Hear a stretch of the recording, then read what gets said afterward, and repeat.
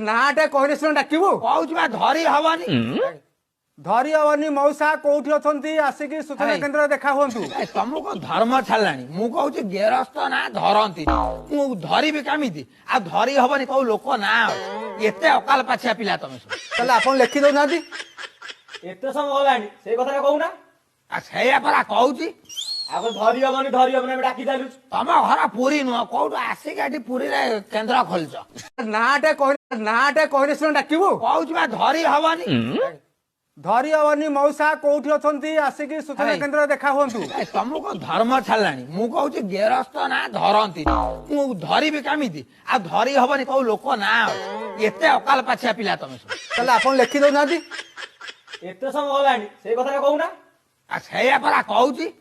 आगे धरी हबनी डाकी चालू तम घर पुरी नुह कौटू आसिक एटी पुरी रे केन्द्र खोलच नाटे